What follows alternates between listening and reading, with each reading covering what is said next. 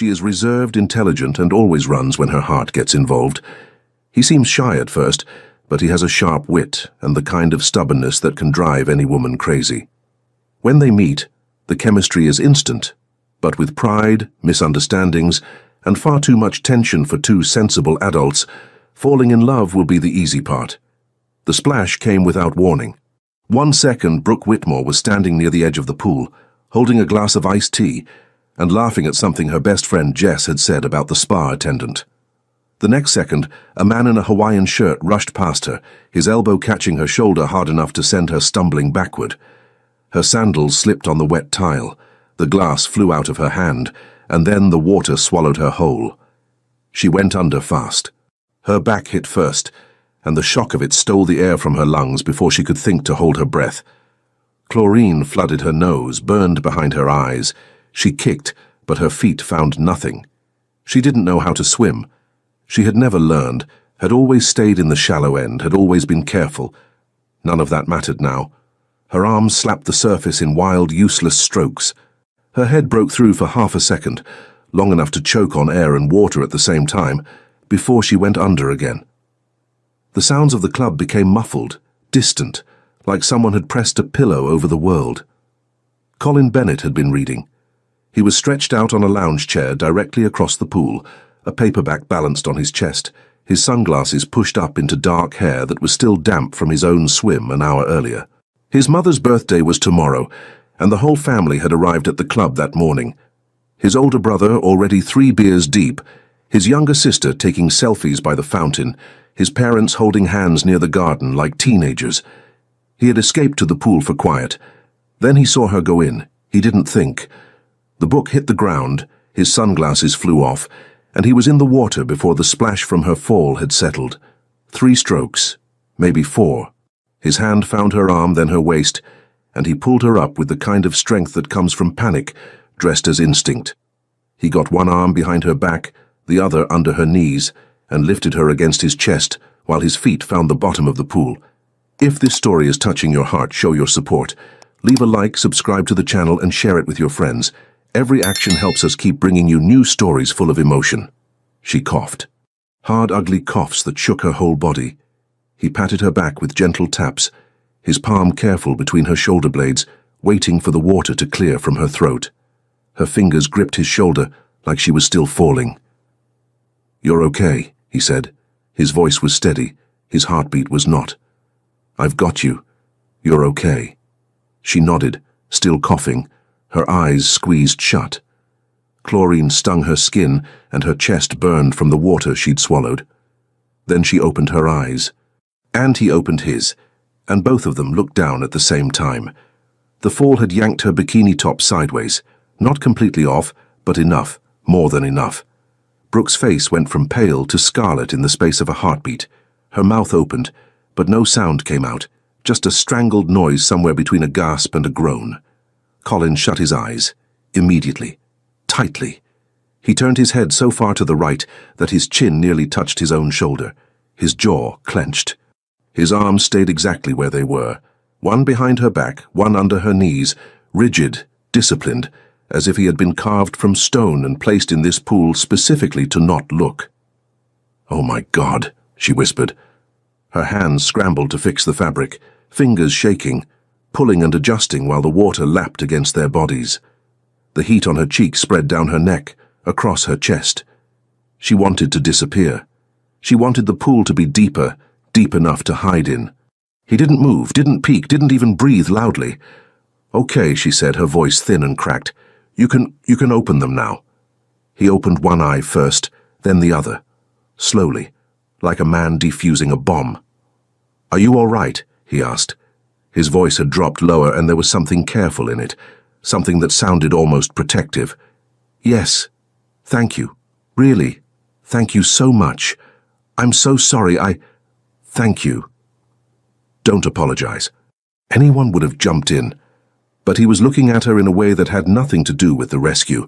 His eyes moved over her face, the water dripping from her hair, the flush still burning on her cheeks, the way her lips trembled just slightly from the cold or the shock or both. She had the kind of face that didn't need effort, soft around the edges.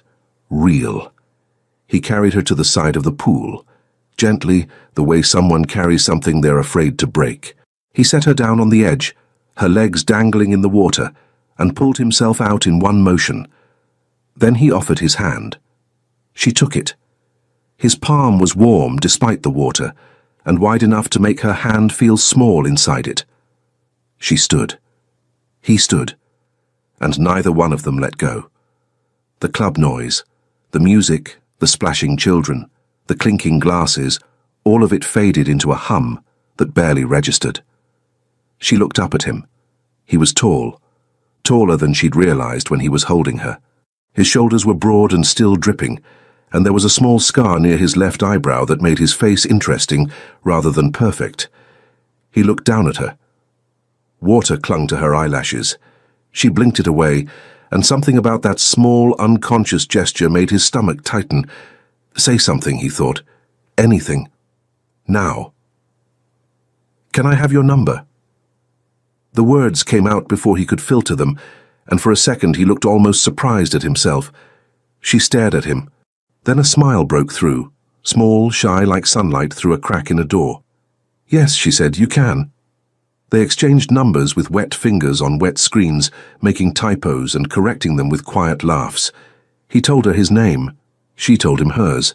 And when they finally stepped apart, him back toward his family's chairs, her back toward a frantic Jess who was already running over with a towel, they both carried the same strange, warm weight in their chests. Something had just started. Neither of them knew what it was yet, but their hands still tingled where they had touched, and they both looked back over their shoulders at the same moment, caught each other looking, and turned away fast. Colin picked up his soaked paperback from the ground and stared at it without reading a single word. Brooke pressed the towel against her face and smiled into the fabric where no one could see. Colin typed the message for the 6th time. Hey, it's Colin. From the pool. He stared at it, deleted it. Too obvious. She knew which pool. He tried again. Hope you've recovered from your swim. Delete. That sounded like he was making fun of her. He leaned back in his desk chair and rubbed his face with both hands. 3 monitors glowed in front of him. Lines of code on one, a project timeline on another, a Slack channel he hadn't checked in 2 hours on the third. He ran a tech company. He made decisions every day that affected dozens of people. And here he was, unable to send a text to a woman he'd held in his arms 4 days ago. 4 days. He'd told himself he would wait. 1 day felt desperate. 2 felt eager. 3 felt reasonable. 4 felt like he was losing his mind. His phone sat on the desk beside his keyboard, her name already pulled up. He had typed and erased so many drafts that his recent messages to her were just a blank conversation with a cursor blinking at him like a challenge. He typed again. Hi, Brooke. This is Colin, the guy from the pool on Saturday. I wanted to check in and make sure you're doing okay. He read it twice. It was polite. Maybe too polite. It sounded like a follow-up email from a dentist. But before he could delete it again, his thumb slipped. Sent. He stared at the screen. His chest went cold. Then he set the phone face down and pushed his chair back, as if physical distance from the device might undo what had just happened. 7 minutes later, it buzzed. He waited 3 seconds. Dignity had to count for something, and picked it up. Hi, Colin. I'm doing great, thanks to you. I've been staying far away from pools, though, and Hawaiian shirts, and wet tile. He read it 3 times. A grin pulled at the corner of his mouth. It was the kind of grin his sister would have teased him about if she'd seen it, wide and unguarded, nothing like the composed expression he wore around everyone else. He wrote back. She replied within minutes, and something that should have been a quick exchange became a conversation that lasted until midnight. By the 2nd day, they had a rhythm. He texted her during breaks between meetings. She texted him between translation projects, sending voice notes when her fingers were tired from typing in other languages all day. He learned that she spoke 6 languages fluently: English, French, Portuguese, Mandarin, German, and Italian, and worked as a translator for high-level executives who needed contracts, speeches, and negotiations handled across borders. So you're basically a spy, he wrote. A spy with better grammar, she replied. He laughed out loud in his office. His assistant knocked on the door to ask if everything was all right. By the third day, the conversations had stretched into something deeper. She told him about growing up quiet in a house full of loud relatives, how she used to hide in the library and read books in languages she was still learning, mouthing the words to herself. He told her about building his first computer at 14, how his mother had called it that expensive box, until he sold his first piece of software at 19 and used the money to pay off her car. "Your mum sounds wonderful," Brooke wrote. "She's the reason I close my eyes when I should," he replied. Brooke read that message sitting cross-legged on her couch, her laptop open on a German contract she had stopped translating 20 minutes ago. She pressed her phone against her chest and felt her face go warm. He had made a joke about the pool, about the moment that still made her stomach flip every time she thought about it. And somehow, instead of making it awkward, he had made it tender. She didn't know how he kept doing that. By the fifth day, the texts had migrated to late-night territory. Conversations that started over something small, a bad movie recommendation, a complaint about slow Wi-Fi, a debate about whether pineapple belonged on pizza, and ended at 2 in the morning with neither of them willing to say goodnight first. "I should sleep," she wrote at 1:47 a.m. "You should," he agreed. Neither of them stopped typing. She told him about the time she accidentally translated fiscal quarter as physical quarter in a meeting with a Japanese executive, and the man had spent 10 minutes trying to understand what American coins had to do with his revenue report. Colin sent back a row of laughing emojis, the only time she had ever seen him use more than one at a time. He told her about the time his older brother dared him to pitch his startup idea to their father using only sports metaphors, and Colin had somehow convinced a man who thought the cloud was a weather term to invest in his server infrastructure. They traded stories like currency. Each one was a door left open on purpose, an invitation to come closer. On the seventh night at 11:58 p.m., he typed something different. "Have dinner with me." Not a question, almost a statement. Like the words had been building pressure behind his ribs for days and finally broke through. She saw the message. Her heart kicked. She set her phone down, picked it up, set it down again. Jess would have told her to wait, to play it cool, to not respond for at least an hour. She typed back in 14 seconds. "When?" "Friday." "Yes." He stared at that single word on his screen and felt something settle in his chest, like a key turning in a lock he hadn't known was closed. He spent the next 2 days choosing a restaurant. He read reviews, checked menus, looked up noise levels. He wanted somewhere quiet enough to talk, nice enough to impress, casual enough that it didn't feel like he was trying too hard, even though he was trying very, very hard. He settled on a place downtown with dim lighting, good wine, and tables spaced far enough apart that their conversation could feel private. Friday came slow. Brooke changed her outfit 3 times. The first was too formal. The second was too casual. The third, a dark red top with sleeves that fell just off her shoulders and black-fitted pants, made her stop and look at herself in the mirror for a long moment. She tucked a strand of hair behind her ear and noticed her fingers were shaking. She almost laughed at herself. She had sat across from CEOs and diplomats, translating million-dollar conversations in real time without flinching. But this, a dinner, with a man who closed his eyes in a swimming pool because he was that kind of decent. This terrified her. She grabbed her bag, checked her reflection one last time, and walked out the door with her pulse drumming in her throat and a feeling in her stomach that was half fear, half something she wasn't ready to name. The restaurant smelled like rosemary and warm bread. Brooke noticed it the moment she walked in, that rich, golden scent that wrapped around the room like a blanket. The lighting was low and amber, candles flickering on every table, and the soft murmur of conversations blended with a jazz melody she couldn't name but instantly liked. Colin was already there. She spotted him before the hostess could point the way. He was sitting at a corner table, adjusting his collar with one hand and checking his phone with the other. When he looked up and saw her walking toward him, his hand froze on his collar. He stood so fast that his knee bumped the table, and the water glasses trembled. She bit her lip to keep from smiling. "Hi," she said. "Hi." He pulled her chair out. His fingers brushed the back of it as she sat down, and she caught a trace of his cologne, something clean and warm like cedar after rain. "You look incredible," he said. Then he cleared his throat, as if the words had escaped without permission. "I mean, the place looks good too. But mostly you." She felt the heat rise to her cheeks, that familiar blush. "You clean up well yourself." He did.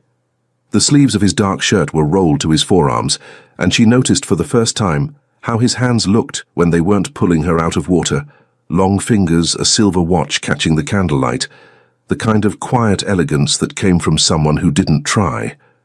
The conversation started the way their late-night texts always did. Effortless.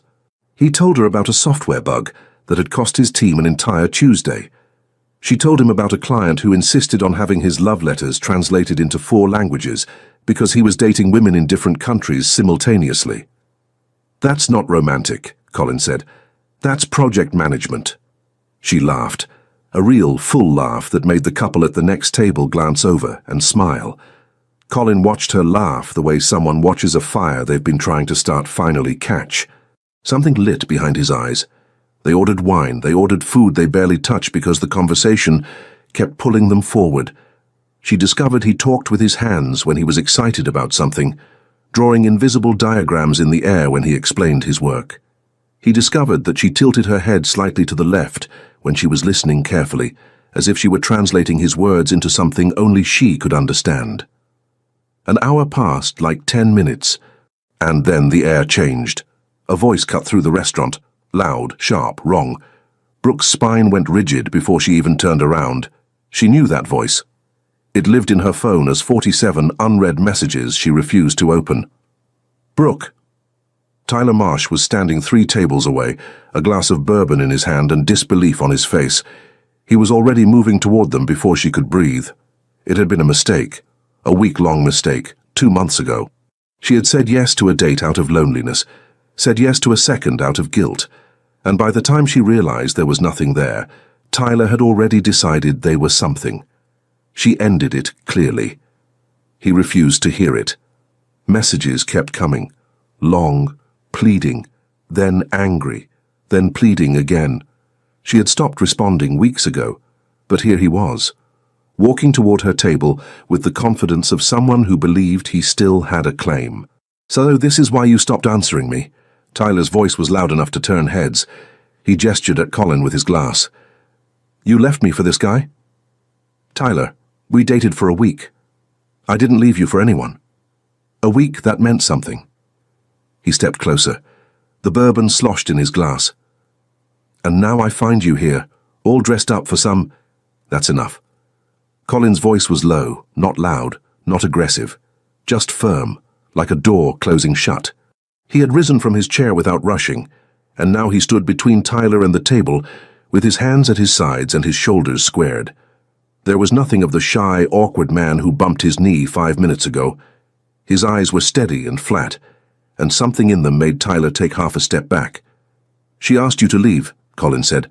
"So leave." Tyler opened his mouth, closed it, opened it again. He looked at Brooke, then at Colin, then at the other diners who were watching. The audience seemed to drain the fight out of him. He muttered something under his breath, turned on his heel, and walked back to his table without another word. Colin sat down. He straightened his napkin. He picked up his glass and took a slow sip of wine. But when he looked at Brooke, he saw it, the damage. Her face was white. Her hands were flat on the table, pressing down as if she needed to hold herself steady. The blush that had colored her cheeks all evening was gone, replaced by a pallor that made her look younger and smaller than she was. "I'm so sorry," she whispered. Her voice cracked on the last word. "I should have told you about him. I should have—" "Brooke, I need to go." She was already standing, already reaching for her bag. Her eyes were bright with something that wasn't quite tears, but was close enough. "Wait, sit down. We can—" "I can't. I'm sorry."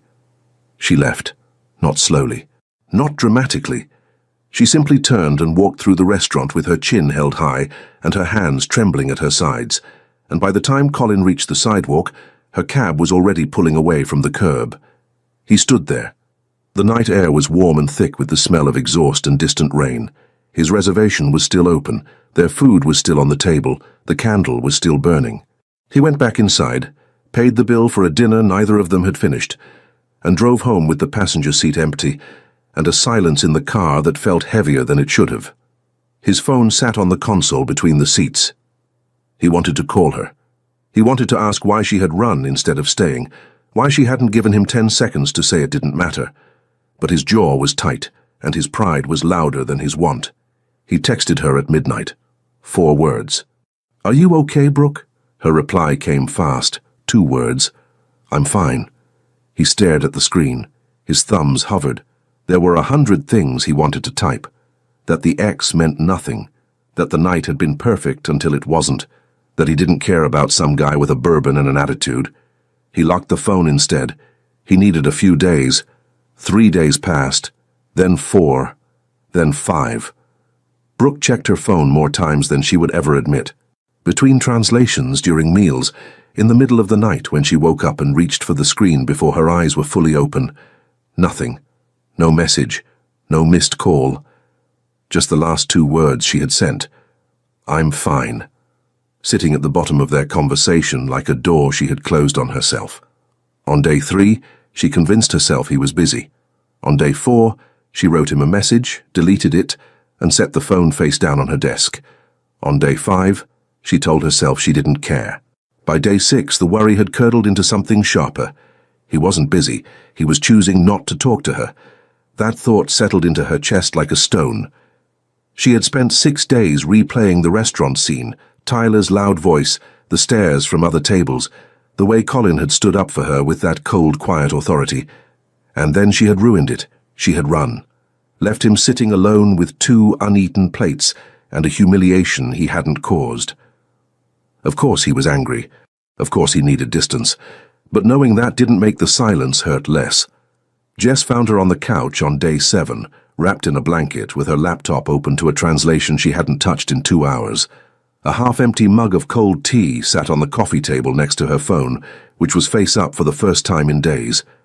"Still nothing?" Jess asked, dropping her bag on the chair and kicking off her shoes. "I don't know what you're talking about." "Right. That's why you look like you haven't slept since Thursday." Brooke pulled the blanket higher. "He's the one who stopped talking. I apologized. I told him I was fine. What else am I supposed to do?" Jess sat on the arm of the couch and looked at her with the kind of directness that only a decade of friendship could earn. "You could tell him the truth.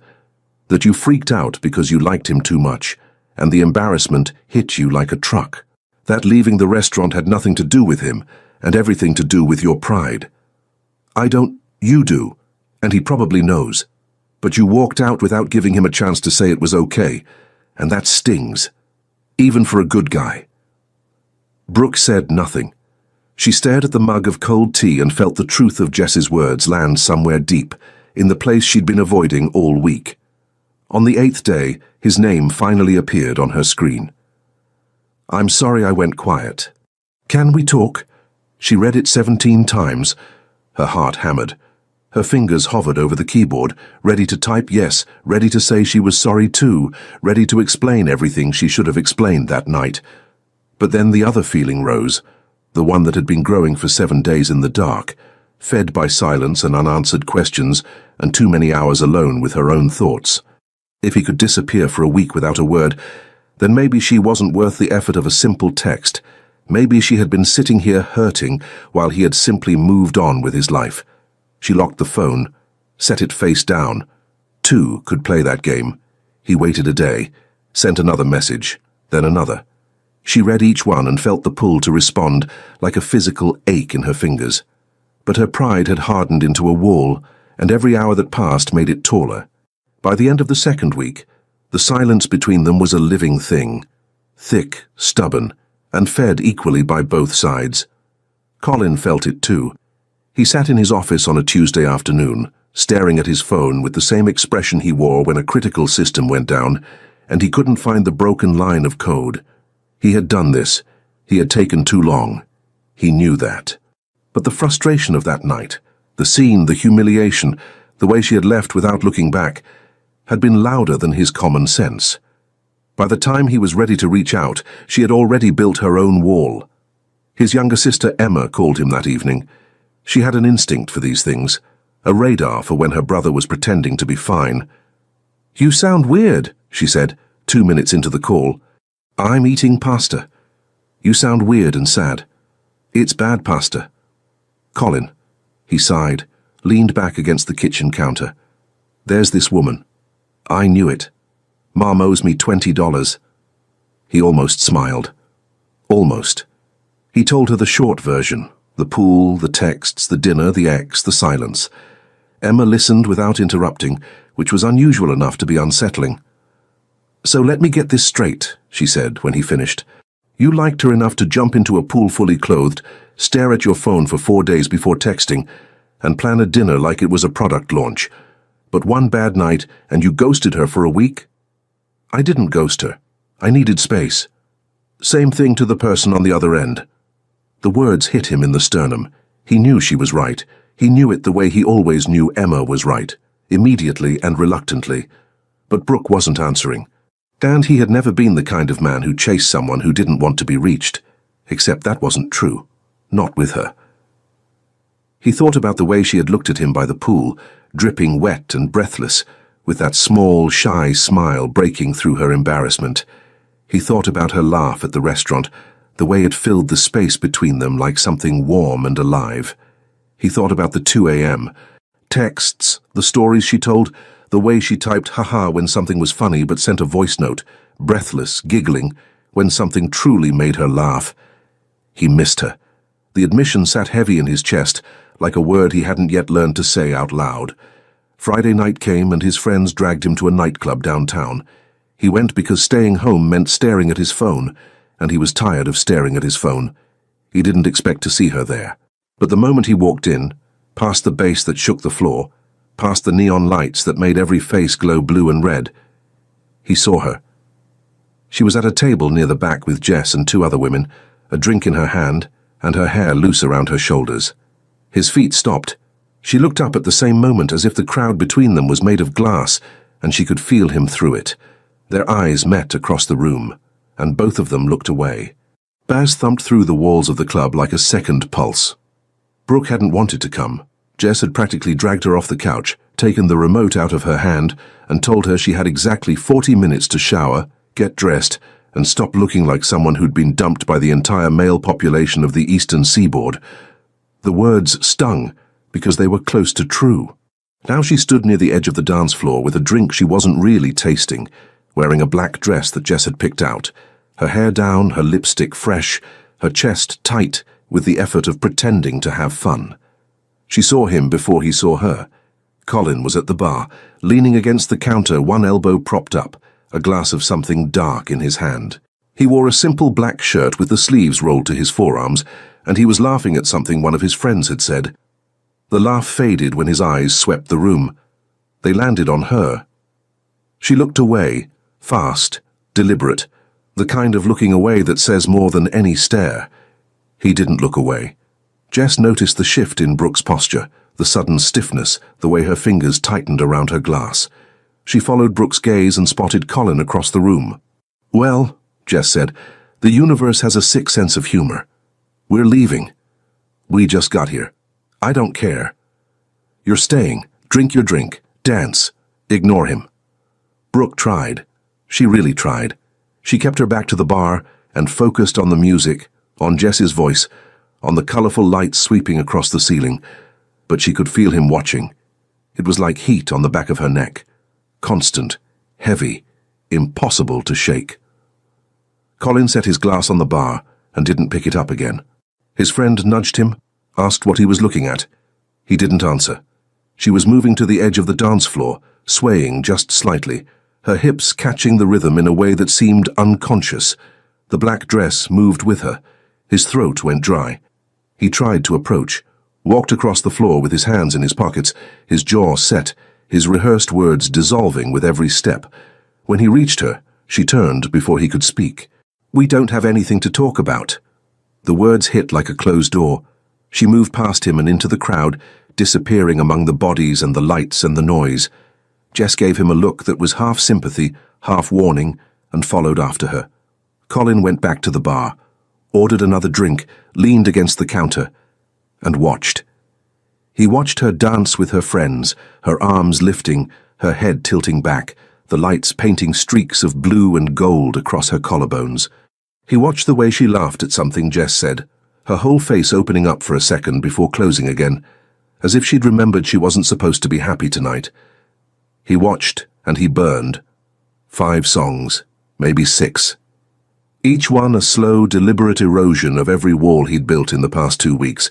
His pride, his composure, his determination to give her space. He set the glass down. He didn't walk this time. He moved. Through the crowd, past the speakers, between strangers, until he was right behind her. She didn't see him coming. He pressed his body against her back, wrapped both arms around her waist, and held. She went rigid, every muscle locked. Her breath caught somewhere between her ribs and her throat.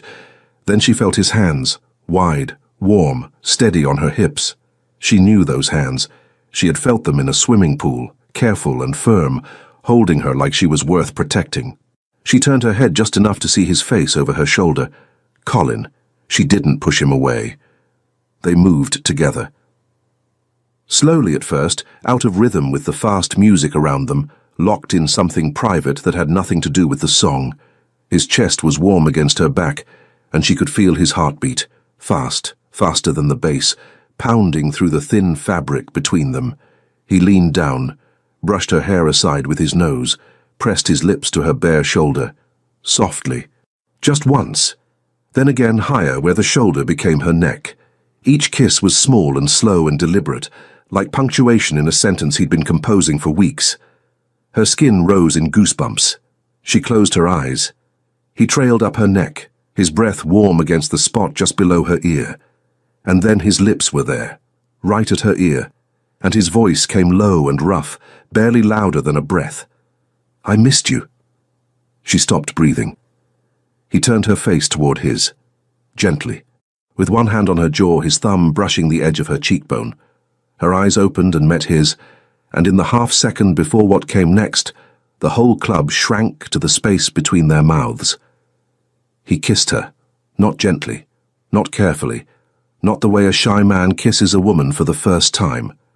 He kissed her like the 2 weeks of silence had been gasoline, and this moment was the match.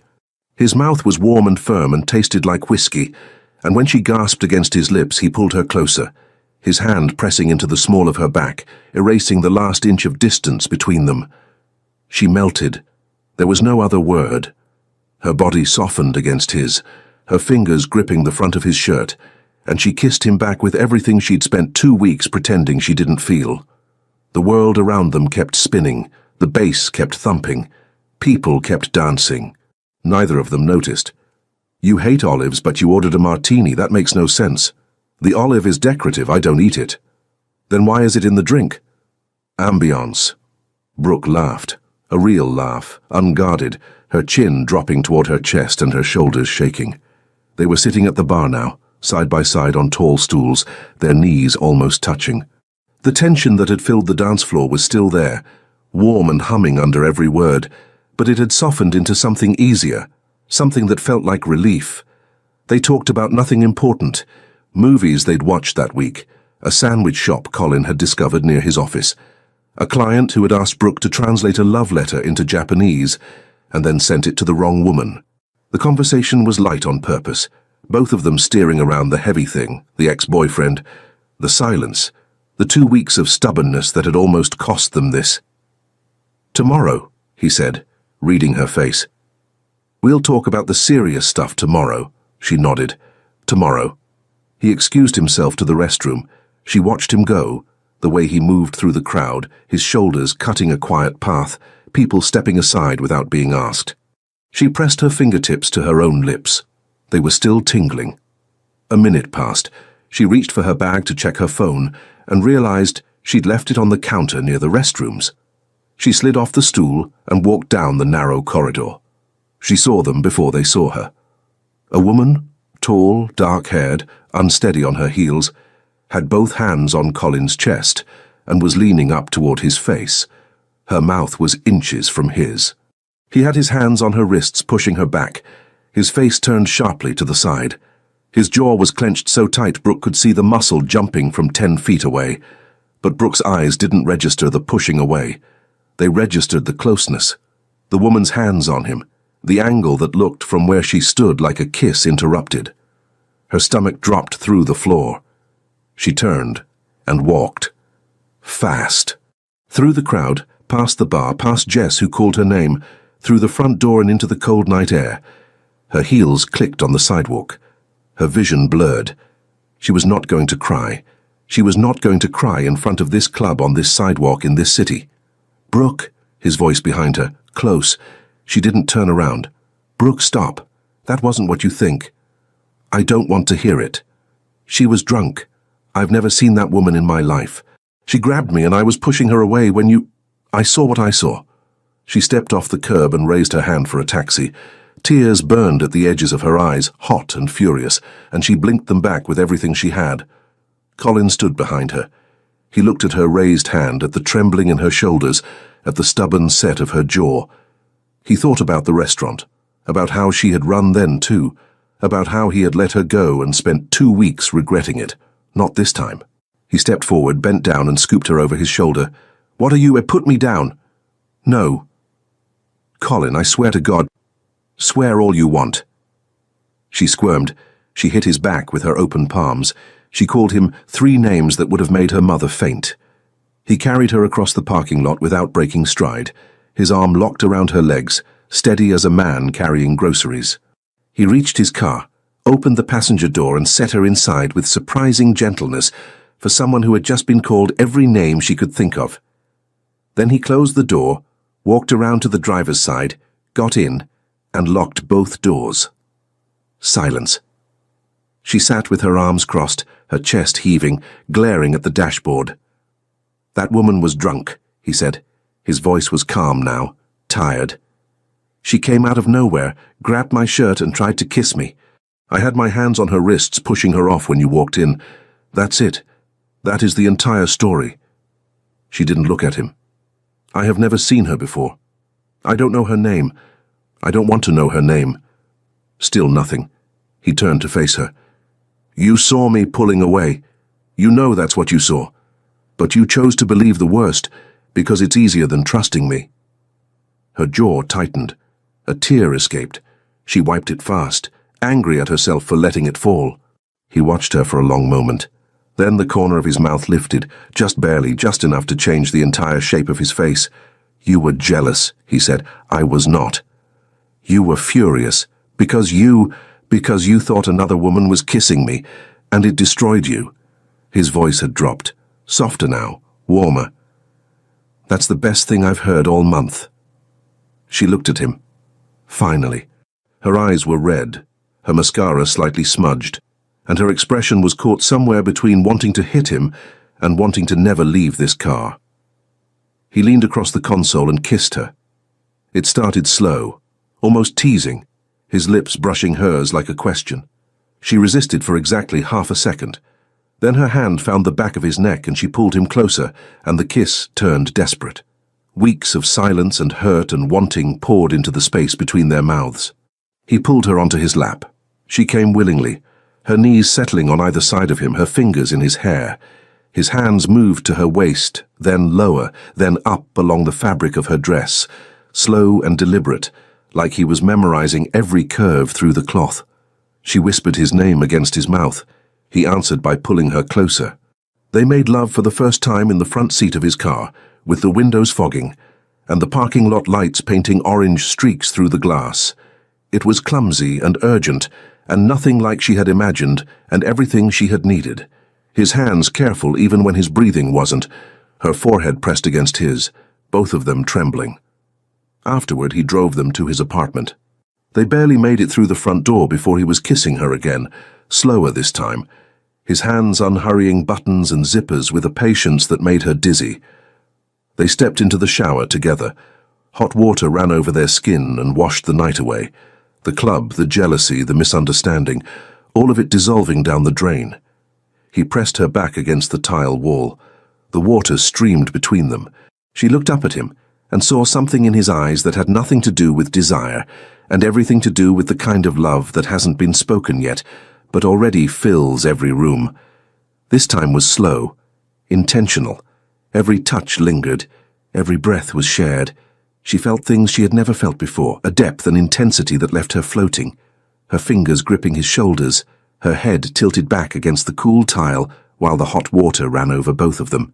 When it was over, he wrapped her in a towel, carried her to the bed and pulled her against his chest. She pressed her ear to his heartbeat. It was still fast. She smiled into his skin. Neither of them said good night. They didn't need to. Sunday morning smelled like burned eggs and laughter. Brooke stood at the stove in Colin's kitchen, wearing one of his old college t-shirts that hung past her thighs, trying to flip an omelette that had already fallen apart twice. The pan hissed. Butter popped. She tilted the spatula at an angle that defied every law of cooking and physics, and the egg folded over itself in a lumpy, lopsided shape that looked more like a deflated pillow than breakfast. "That's not an omelette," Colin said from the doorway. "It's a freestyle interpretation." "It's scrambled eggs pretending to have structure." She pointed the spatula at him. "You want to cook? Be my guest."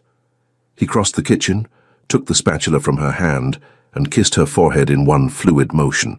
Then he looked at the pan and shook his head slowly, as if mourning something. "It's fine," she said. "It has cheese."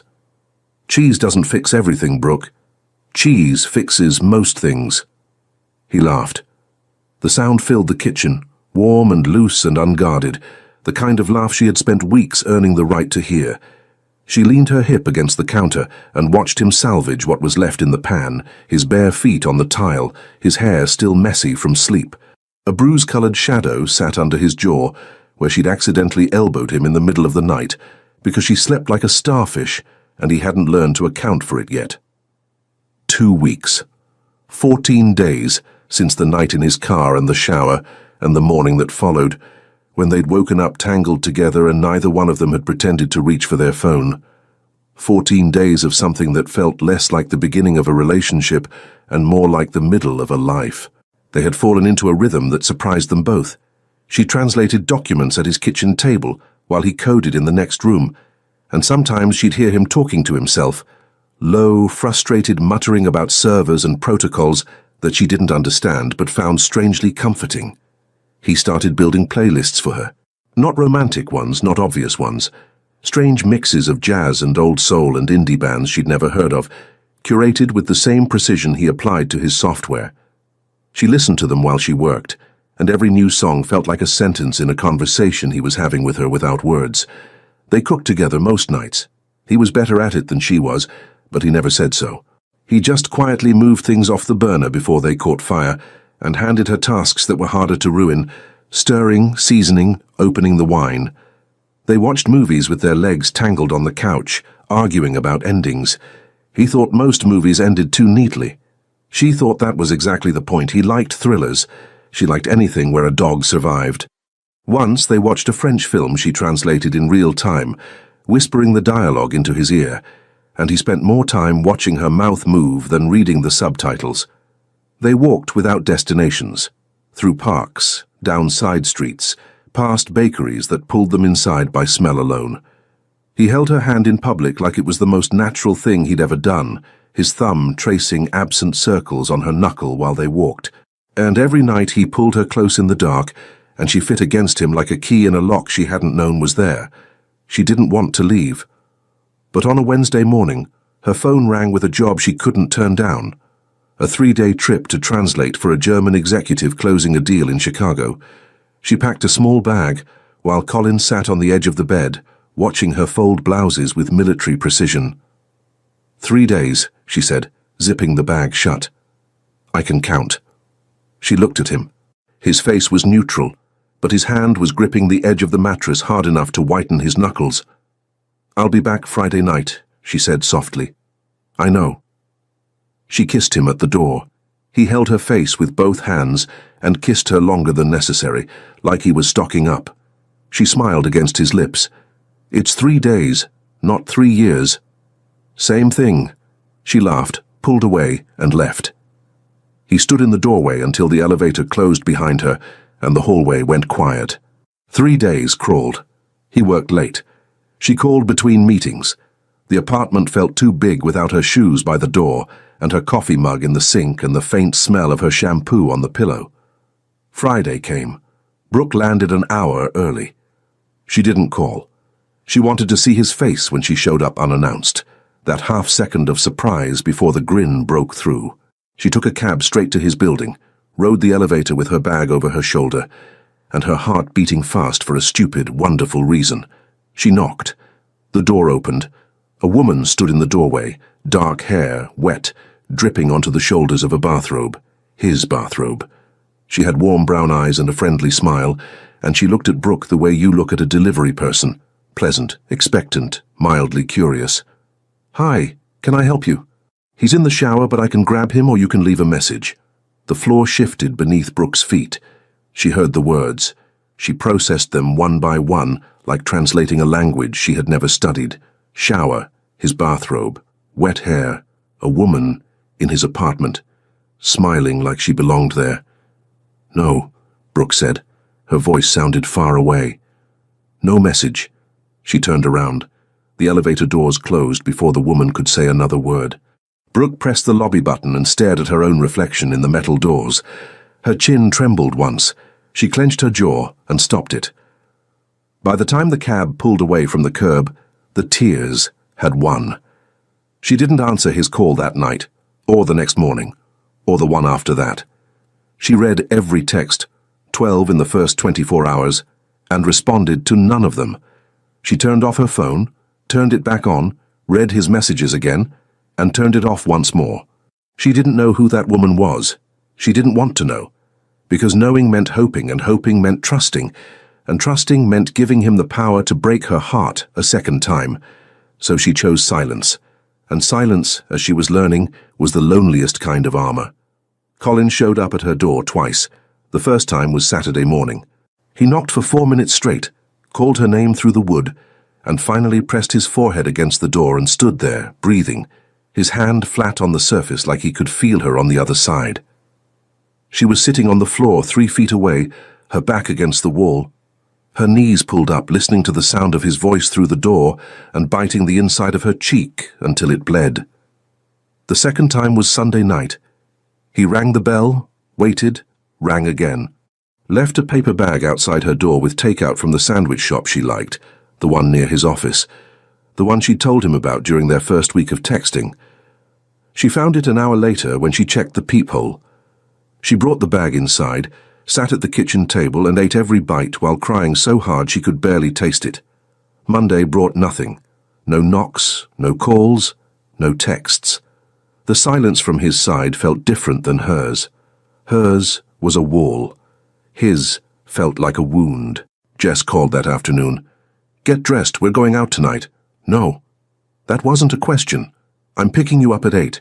If you're not ready, I'm coming in with the spare key and I'm choosing your outfit, and you know what that means." Brooke almost smiled. "Give me until 8:30. The bar was warm and crowded, the kind of place with exposed brick walls and low-hanging lights that made everyone look a little better than they actually were. Brooke wore jeans and a simple white top, her hair pulled back, no makeup except for the mascara Jess had applied in the car while they were stopped at a red light. She ordered a drink, took a sip, let the noise of the room wash over her like white noise, filling the spaces where her thoughts would have gone.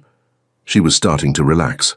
30 minutes in, her shoulders had dropped, her grip on the glass had loosened, and she was halfway through a story Jess was telling about a disastrous date with a man who brought his mother to dinner. Then she saw him. Colin was across the room, at a table near the far wall, and next to him, close enough to share a menu, close enough to lean in and whisper, was the woman from the apartment. Same dark hair, same easy smile. She was laughing at something, her hand resting on the back of the chair next to his, and the whole table was full of people Brooke didn't recognize. Her stomach turned to ice. She set her glass down hard enough for Jess to look up. "What happened?" "He's here. With her." Jess turned, looked, turned back. That could be anyone. A friend. A colleague. She was in his apartment, wearing his bathrobe, with wet hair, telling me he was in the shower. Jess opened her mouth, closed it. Brooke stared at the table across the room and felt every doubt, every fear, every assumption she'd made over the past 3 days harden into certainty. He wasn't chasing her because he was done pretending. The woman at his door hadn't been an accident. She'd been a replacement. She was wrong, completely, entirely, devastatingly wrong. But the pain in her chest didn't care about facts. It only cared about what she'd seen. A man appeared at the bar beside her, tall, well-dressed, with kind eyes and a confident smile. He ordered a drink, glanced at her, and said something about the music being too loud for a Thursday. Brooke looked at him. Then she looked across the room at Colin. He hadn't noticed her yet. He was talking to someone at his table, his profile lit by the amber glow of the hanging light above. She turned back to the stranger and smiled. "It is loud," she said. "But that's kind of the point." The man laughed. He leaned closer to hear her over the noise. She leaned in too, not because she wanted to, but because the part of her that was broken wanted Colin to feel exactly what she was feeling. He introduced himself. She gave her name. The conversation was shallow and easy, the kind of exchange that goes nowhere but feels harmless in the moment. He complimented her smile. She thanked him. He asked what she was drinking. She told him. From across the room, Colin's eyes found her. He had been scanning the bar the way he always did in crowded rooms, a quick sweep, an old habit from years of preferring corners to centers. His gaze passed over the crowd, snagged on something familiar, and locked. Brooke. At the bar. Leaning toward a man he'd never seen, her body angled in his direction, a smile on her face that Colin recognized because he had earned it once. His hand tightened around his glass. His cousin Megan, the woman in the bathrobe, the woman who had unknowingly detonated the past 3 days, was mid-sentence about something he would never remember. He wasn't listening anymore. His brother James, sitting across the table, followed his line of sight and let out a low whistle. "Isn't that your girl?" Colin didn't answer. He was already pushing his chair back. "Easy, man. Don't do anything." But Colin was already walking, across the bar, through the crowd, past the tables and the music and the people who stepped out of his way without being asked, because something about the set of his jaw and the length of his stride made it very clear that this was not a man who would be stopping. Brooke saw him coming. She straightened. The stranger beside her looked up, confused. Colin arrived. He didn't look at the other man. He looked at her. Only her. "We need to talk." "I don't think we do. I'm not asking." The stranger raised both hands and stepped back, reading the room faster than either of them had. Brooke crossed her arms. Colin stood in front of her, breathing hard, his eyes dark, with something she had never seen in them before. Not anger, desperation. She tried to walk past him, one step to the left, quick, her chin lifted and her arms locked across her chest like a shield made of pride and shattered trust. Colin moved with her. Not aggressively, just enough to block the path between her and the door. She stepped right. He followed. "Move." "No." "Colin, I'm not doing this here." "Then we'll do it somewhere else." She glared at him. He stared back. The bar noise pressed around them. Laughter, music, the clatter of glasses, but neither of them heard any of it. The stranger who'd been talking to her had vanished. Jess stood a few feet away, watching with wide eyes, and a drink frozen halfway to her mouth. Brooke turned her back on him and walked toward the exit. He let her get 4 steps ahead. Then he followed, matched her pace, and the moment they crossed the threshold into the parking lot, he did it again. He bent down, caught her around the waist, and lifted her over his shoulder. "Not again, Colin, put me down right now." "Where's your car? I am going to hurt you." "Your car, Brooke." She hit his back. He didn't flinch. Jess appeared at the door behind them, keys in hand, and pointed toward the far end of the lot. "Silver one, 3rd row." Brooke twisted to look at her friend. "Traitor." Jess shrugged. "You need to hear whatever he's about to say, and you know it."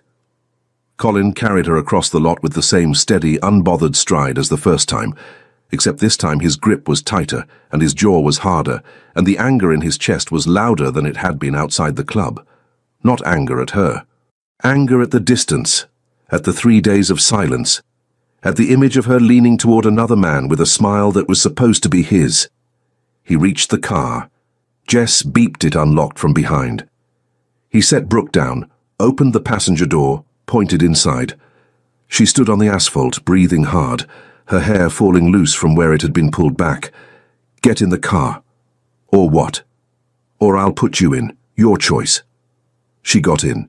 He walked around, sat in the driver's seat, and closed the door. The silence inside was thick enough to touch.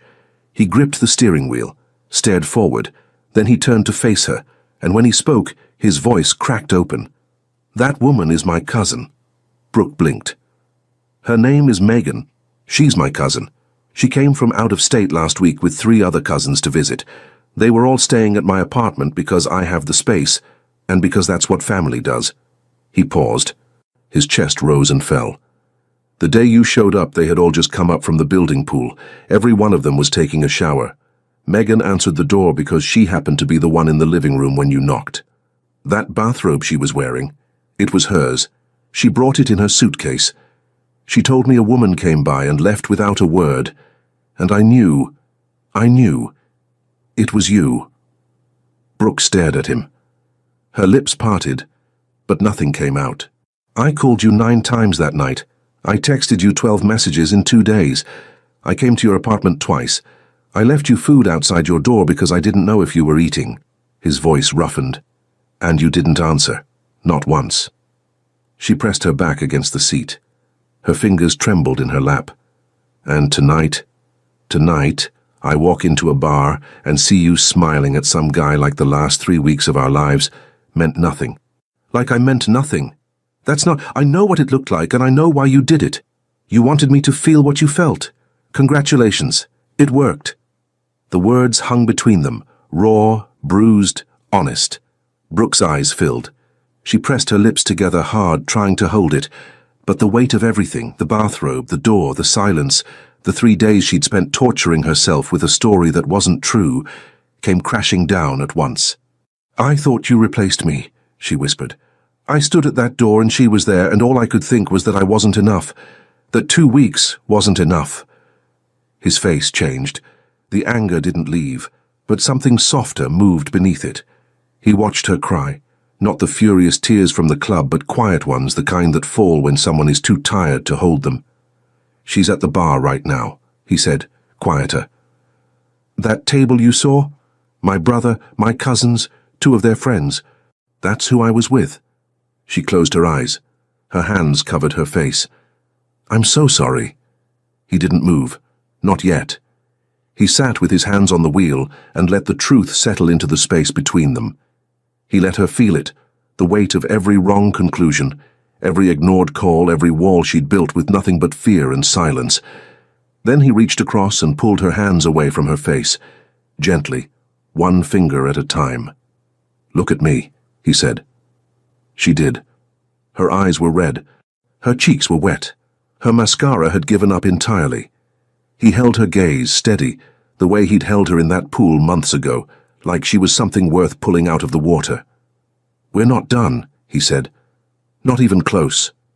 Rain started against the windshield in small, uncertain drops, like it wasn't sure it wanted to commit. Neither of them had spoken for a full minute. The parking lot lights cast pale streaks across the dashboard, and inside the car the air was warm and close, thick with everything that had just been said and everything that hadn't. Colin's hands were still on the wheel.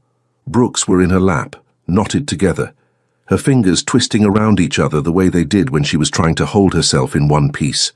She could feel the last 10 minutes pressing against her chest, his voice cracking. The truth about Megan, the look in his eyes when he described seeing her with another man. She wanted to take it all back.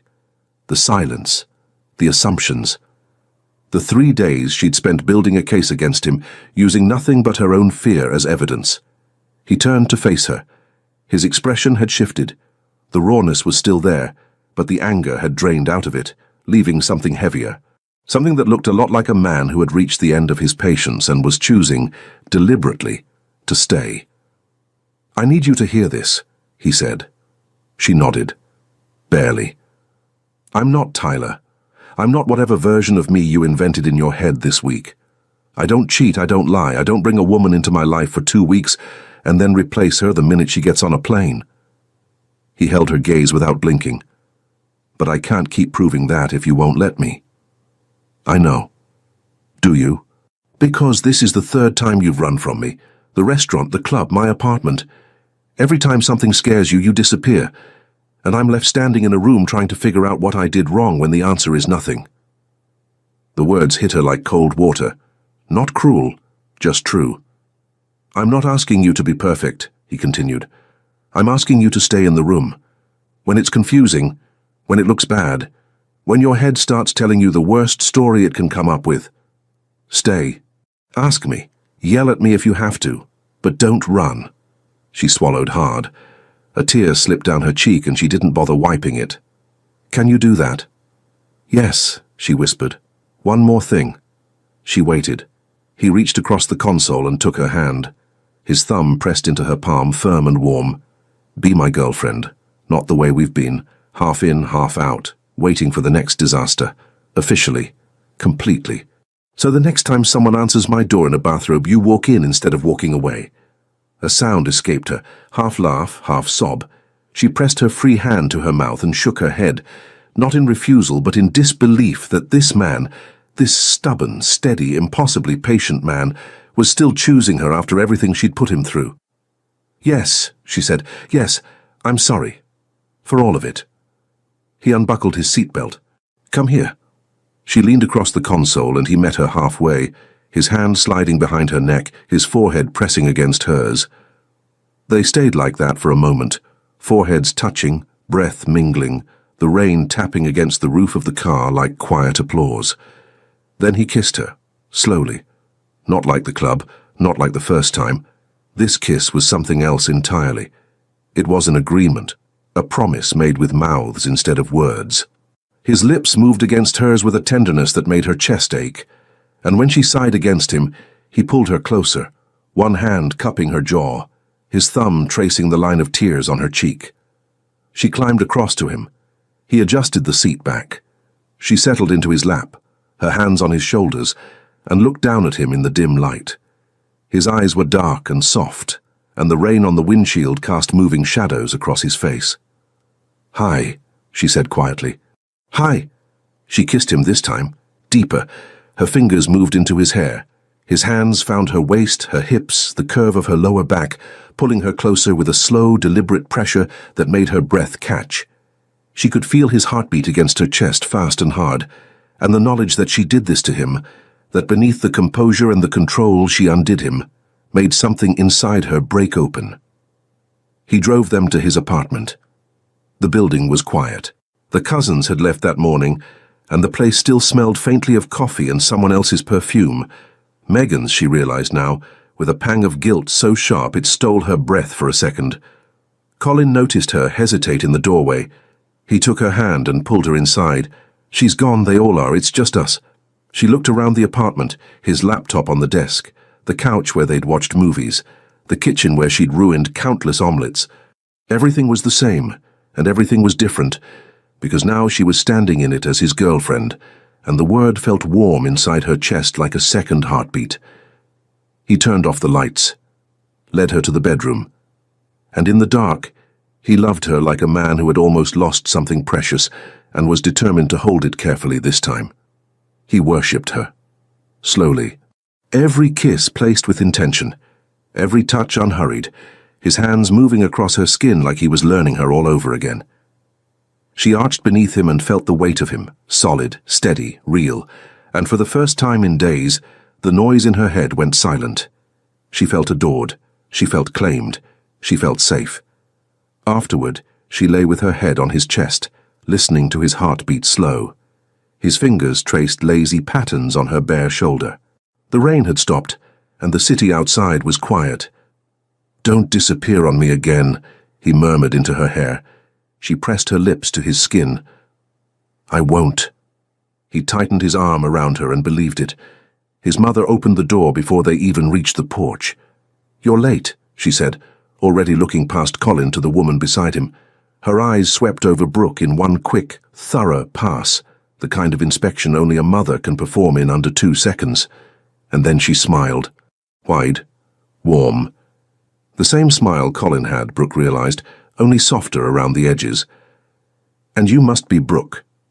She pulled her into a hug before Brooke could extend a hand. She smelled like vanilla and laundry detergent, and her arms were stronger than they looked.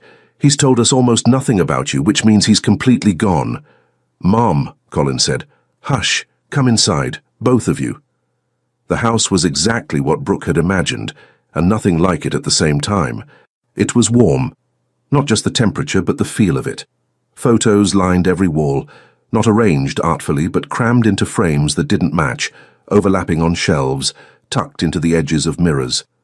A lifetime of birthdays, graduations, holidays, and blurry vacation shots from before anyone owned a decent camera. Colin's father was in the kitchen. He was a tall man, taller than Colin, with grey at his temples and hands that looked like they'd built things. He wiped his palm on a dish towel, crossed the room, and shook Brooke's hand with a grip that was firm but careful. "Nice to finally meet you," he said. Then he looked at Colin, held his gaze for a beat, and nodded once. A small nod, the kind that carries an entire opinion without wasting a word. Colin's shoulders dropped half an inch. Brooke noticed. His sister appeared from the hallway like a small, cheerful storm. Sophie was 23, with Colin's dark hair and their mother's energy, and she talked the way some people breathe, constantly and without effort. "Oh my God, you're so pretty. Colin, why didn't you warn me? I would have put on real pants." She was wearing sweatpants and a college hoodie. She hugged Brooke with the confidence of someone who had already decided they were going to be friends. "She speaks 6 languages," Sophie whispered loudly to their mother. "I know, sweetheart." 6. I barely speak one. We're all aware.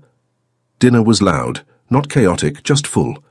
Colin's mother had cooked enough for twice the number of people present, and every dish arrived at the table with a story.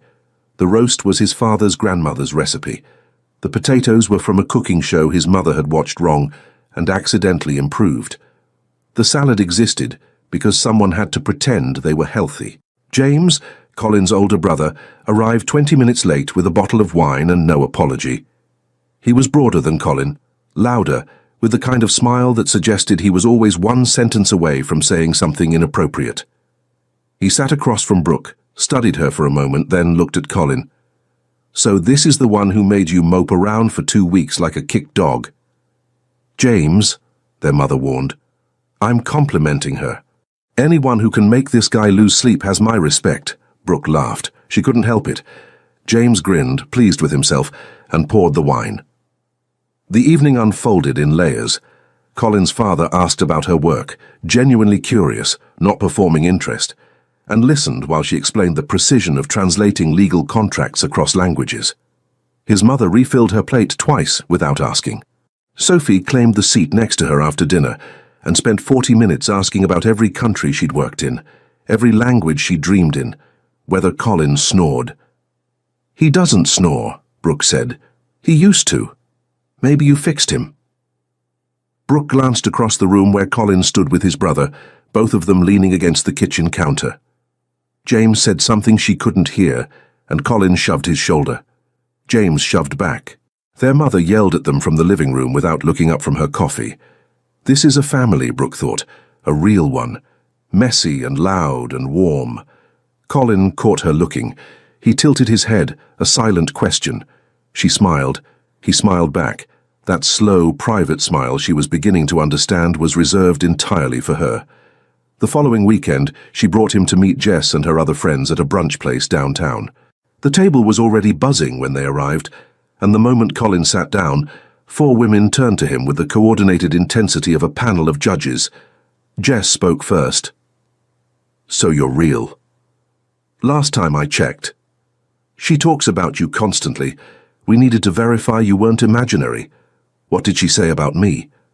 "Classified," Jess said, lifting her mimosa, "but it was favorable."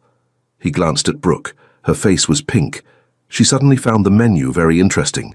Her friend Dana, quiet, sharp-eyed, leaned forward. "Just one question. Are you staying?" The table went still. Colin held Dana's gaze. "I'm staying." Dana nodded, picked up her fork. "Good. Try the French toast. The brunch lasted 3 hours. By the end, Colin had earned Jess's approval, survived Dana's silent scrutiny, and somehow ended up promising Sophie, who had texted Brooke mid-meal asking to come, that he'd fix her laptop by Tuesday. Walking home afterward, Brooke laced her fingers through his. The afternoon sun was warm on their shoulders. She leaned into him, and her head found the space between his shoulder and his jaw like it had been designed to fit there. "Your family is wonderful," she said. "They liked you more than they like me." "That's not hard." He squeezed her hand. She squeezed back. And they walked like that, close, unhurried, their steps falling into the same rhythm without trying, into a life that was beginning to feel like home.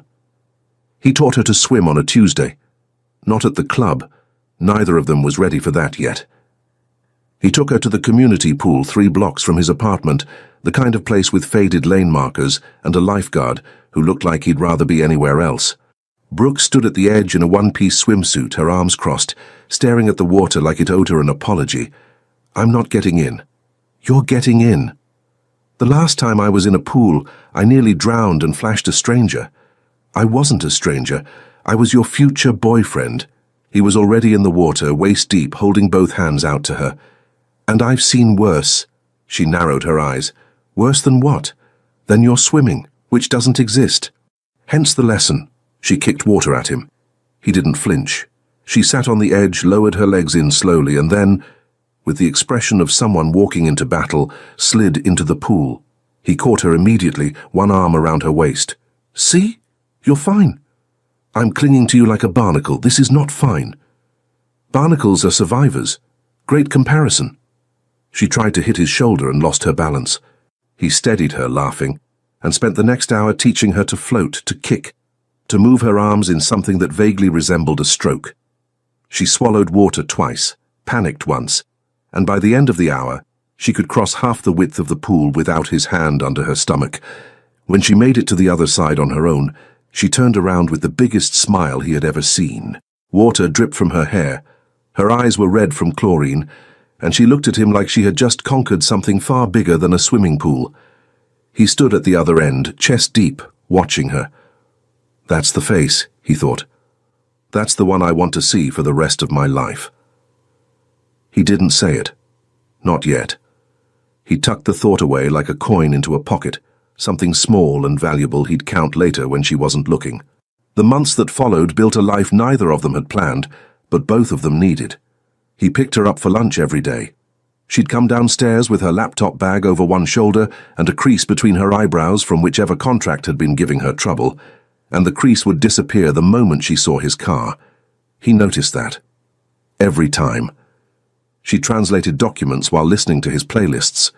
He coded while she worked in the next room, and sometimes he'd hear her humming along to a song he'd chosen, specifically because it reminded him of her. She never mentioned it. He never asked. It was theirs, without needing to be said. They still argued. Of course they did. Two stubborn people who processed the world differently were never going to stop disagreeing entirely. She got quiet when she was upset, folding into herself like a letter being sealed. He got sharp, his words precise and clipped, each one placed like a chess move. But they had learned each other's rhythms. He knew that when she went silent, she wasn't punishing him. She was organizing the storm inside her head. She knew that when his jaw went tight and his sentences got short, he wasn't pulling away. He was trying not to say something he'd regret. And when neither of them could find the words, he had his method. He'd pick her up, over the shoulder. Every time. The first time it happened during a real fight, something about him cancelling plans without telling her. She shouted and kicked and called him impossible. He carried her to the balcony, sat her down on the railing, stood between her knees, and waited. She glared at him. He raised one eyebrow. She held out for 11 seconds before the corner of her mouth twitched. "I hate you," she said. "No, you don't. I hate that you do this, but it works." She grabbed the front of his shirt and kissed him hard, and the fight dissolved like sugar in hot water. Sophie called her every week now, long, rambling conversations about work, dating, their mother's latest attempt to learn Italian from YouTube. Brooke answered every call, even during work, even during deadlines. She had never had a sister. Now she did. James sent Colin a text one evening that read, "She's too good for you. Don't mess it up." Colin wrote back, "I know." His mother invited Brooke to Sunday dinners as a standing guest.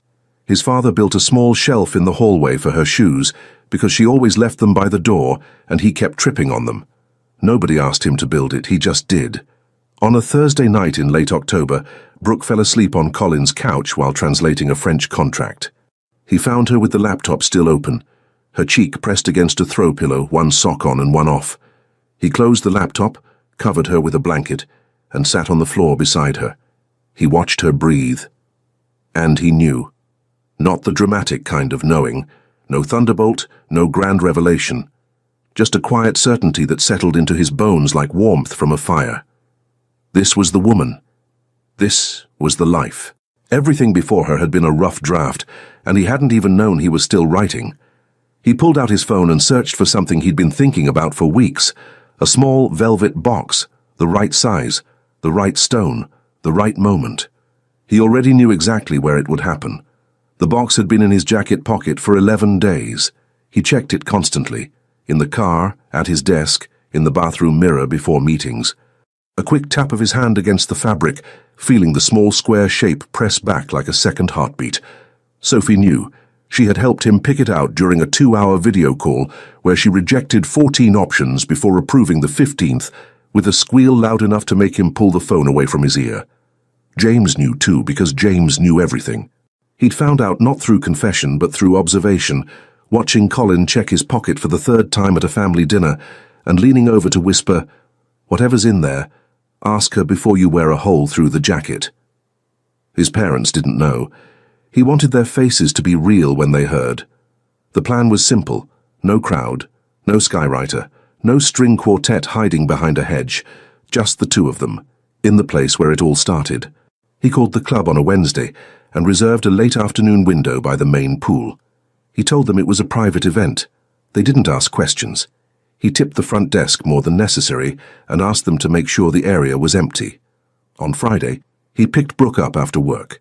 She was wearing jeans and a cream-colored sweater, her hair loose, a pen still tucked behind her ear from a translation she'd been editing. She climbed into his car and kissed him quickly, the automatic, easy kind of kiss that comes from months of practice. "Where are we going?" "Somewhere."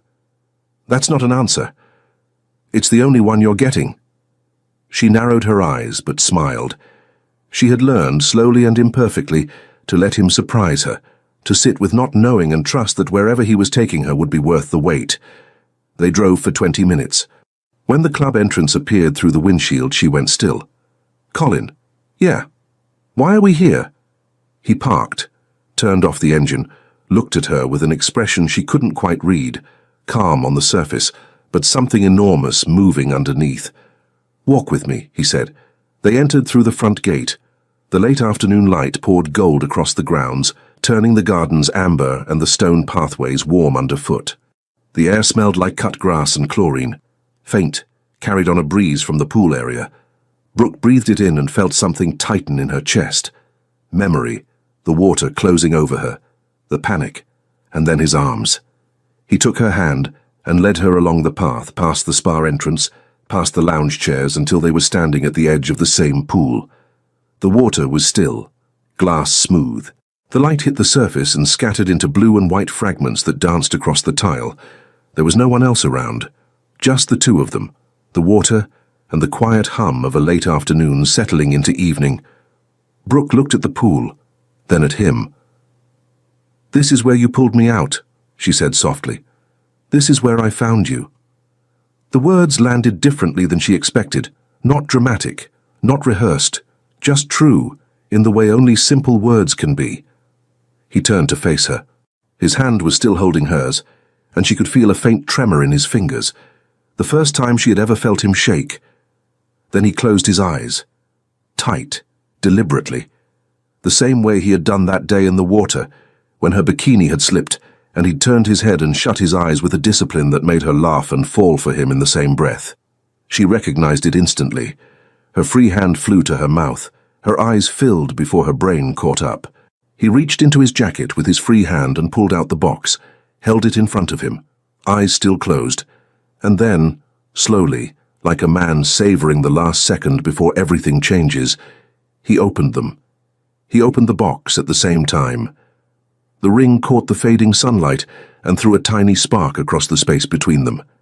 It was simple and beautiful, a single stone set in a thin gold band, chosen with the same quiet precision he brought to everything he loved. He lowered to one knee. The tile was hard beneath him. He didn't care. "Brooke Whitmore." His voice was steady but raw, the kind of steady that costs everything to maintain. "I pulled you out of this pool because my body moved before my brain did, but I stayed because of everything that came after. The texts, the fights, the silence that almost broke us. The mornings in my kitchen, the way you hum when you think no one's listening." He swallowed. "I want every version of you. The stubborn one, the brave one, the one who runs and the one who stays. Will you marry me?" She said yes before the last word left his mouth. She said it through tears, through laughter, through the hand still pressed against her lips. She dropped to her knees in front of him and grabbed his face with both hands and kissed him. Messy, wet, tasting like salt and joy. He slid the ring onto her finger. It fit perfectly. Sophie had stolen her ring size from a piece of jewelry in Brooke's drawer during one of their coffee dates, and he had triple-checked the measurement because that was who he was. They stayed on their knees by the pool for a long time, foreheads pressed together, breathing each other in. The sky turned pink, then purple. The water beside them reflected the colors back like a mirror holding their memory. "You closed your eyes," she whispered. "Of course I did." She laughed. He pulled her to her feet and wrapped his arms around her, and she pressed her face into his chest and listened to the heartbeat that had become the steadiest sound in her world. The coffee maker clicked on at 6:47 a.m., the same time it did every morning, filling the apartment with the dark, warm smell that had become the unofficial start of their day. The apartment was different now. Not the same one. They'd moved 6 months after the wedding into a place with 2 bedrooms, a kitchen with enough counter space for her laptop and his coffee ritual, and a bathroom with a tub big enough for a 1-year-old who had recently discovered that water was the most exciting thing in the universe. Photos covered the hallway wall. The wedding, small, outdoors, his mother crying before the ceremony even started. Their honeymoon. The blurry ultrasound that had made Colin sit down on the bathroom floor and stare at the ceiling for 10 minutes without speaking. The hospital photo where he held their son for the first time, his face caught between terror and a love so fierce it looked almost like pain. Brooke sat at the kitchen table with her laptop open to a Portuguese contract and a 1-year-old balanced on her left hip. The baby, Noah, had his father's dark hair and his mother's wide eyes, and he was currently trying to grab the screen of her laptop with both hands while making a sound that fell somewhere between a word and a war cry. "No, baby, that's Mommy's work," Noah responded by slapping the keyboard. A string of random letters appeared in the middle of a legal clause. Brooke sighed, deleted them with one hand, and shifted him higher on her hip. She heard the front door open and close. Footsteps. The sound of keys landing on the counter.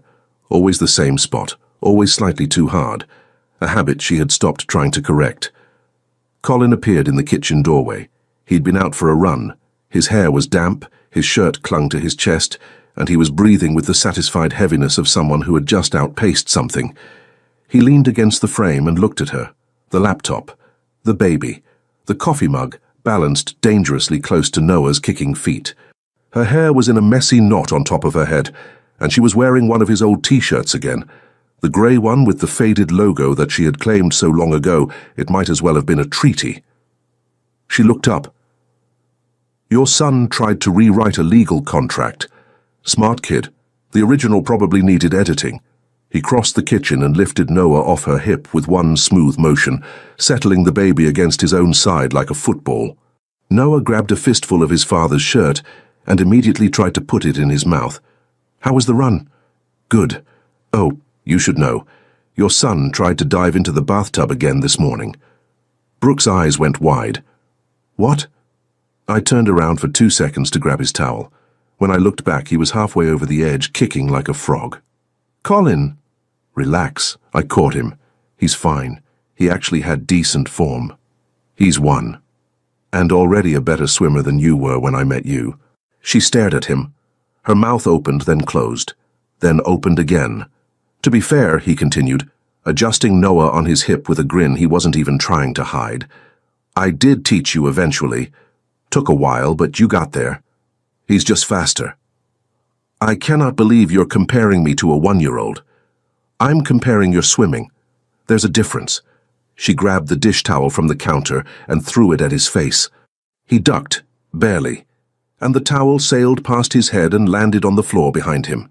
Noah shrieked with delight, the kind of high-pitched baby laugh that fills a room and makes it impossible not to smile. Colin stepped closer. He leaned down to kiss her, one hand still holding Noah, the other bracing on the back of her chair.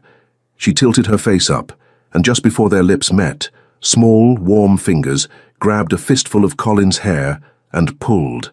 Hard. He winced. Brooke laughed. Noah laughed because his mother was laughing, and then Colin laughed because the pain in his scalp was nothing compared to the sound of the two people he loved most, making that sound in the same room. He freed his hair from Noah's grip, kissed Brooke, quick, soft, tasting like coffee and morning, and straightened up with the baby still attached to his shirt. I'm making breakfast, he said. Sit. Finish your contract. You're going to cook while holding him. I've done harder things. So I once carried a grown woman across a parking lot while she hit me. Twice. Twice, see, this is nothing. She shook her head, smiling, and turned back to her laptop. He moved to the stove with Noah on his hip, cracking eggs one-handed, humming something she recognized from one of his playlists, the ones he still made for her every month without fail. The kitchen filled with the sound of butter in a hot pan, the baby's babbling, and the quiet click of her fingers on the keyboard. Morning light came through the window and landed on the counter in a warm rectangle that touched the edge of her coffee mug. This was it. Not a grand finale, not a credit scene, just a Tuesday, just eggs and coffee, and a baby with his father's grip and his mother's stubbornness. Just two people who had fallen into each other's lives, literally in her case, and chosen, again and again, through silence and shouting and pride and fear, to stay. Brooke looked up from her screen. Colin was telling Noah something about the correct temperature for scrambled eggs, his voice low and serious, as if the baby were a new hire at his company. Noah stared at him with total concentration, one hand still gripping his shirt. She watched them, her boys, her life, and she thought, not for the first time but maybe for the truest time, that the best things don't begin when you're ready. They begin when you fall. Leave your comment and share this story with someone special. It truly helps us keep bringing new stories to you, and if you want to follow every chapter of this emotional journey, subscribe to the channel and turn on the notification bell. Your support makes all the difference.